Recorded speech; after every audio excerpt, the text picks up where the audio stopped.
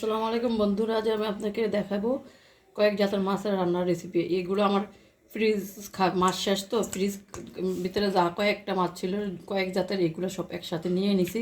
এখন এগুলো রান্না করব, পেঁয়াজ দিয়ে ভুনা করব। এগুলা হাফ চামচ হলুদের গুঁড়া,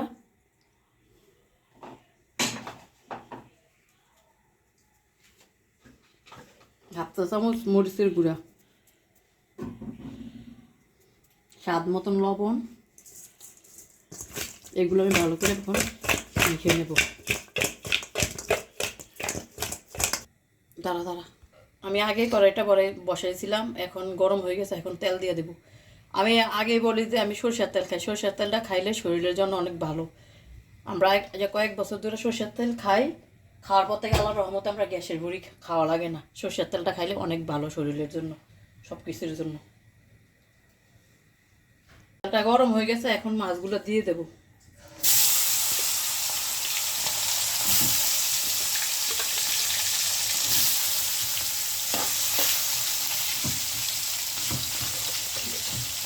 মাছগুলোকে এভাবে করে সবগুলা ভেজে নেব।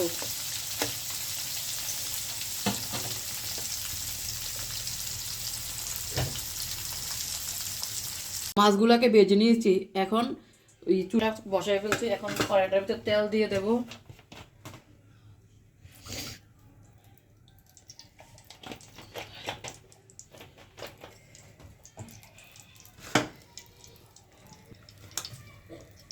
তেলের ভিতরে পেঁয়াজগুলো দিয়ে দেব।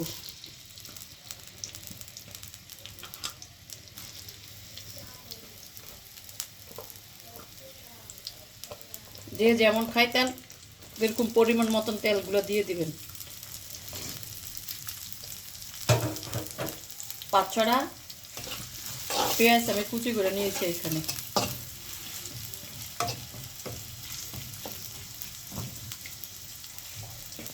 হ্যাঁ, এটা দিয়ে আপনার পেঁয়াজগুলো এখন ভেজে নেব। এগুলো ভালো একটু হালকা করে ভেজে নেব। পেঁয়াজগুলো হালকা ভাজা হয়ে গেছে। এখন এগুলোর ভিতরে 2টা টমেটো কেটে রেখেছি, ছোটো ছোটো।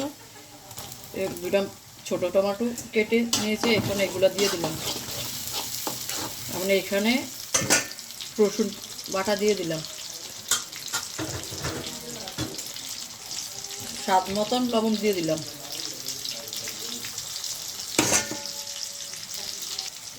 এগুলো এখন হালকা করে ভেজে নেব।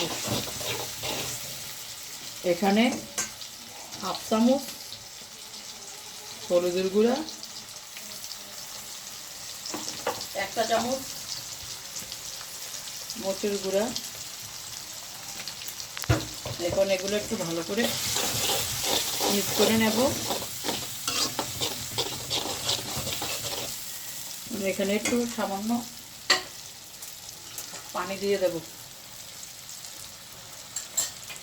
এখন এটা একটু কষানি হয়ে যাবে, একটু কয়েক মিনিটের জন্য একটু কষানি হোক।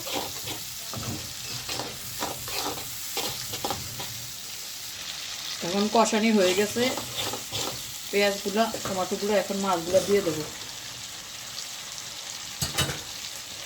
এগুলো একটু ভালো করে নেড়ে নেব।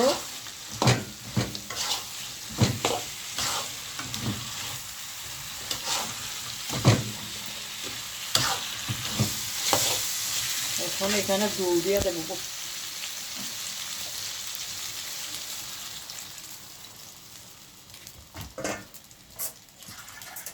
পরিমাণ মতন জল দিয়ে দেবো।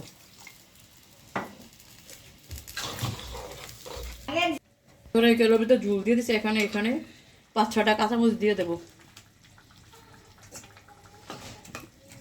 কয়েক মিনিটের জন্য ঢেকে রাখবো। কয়েক মিনিট জন্য ফিরে আসছি। কয়েক মিনিট পর মাঝখান দিয়ে একবার লেড়ে দিচ্ছি। এখন ধনিয়া পাতাগুলো দিয়ে উঠিয়ে নেব। ধনিয়া পাতা কুচিগুলো দিয়ে দিচ্ছি।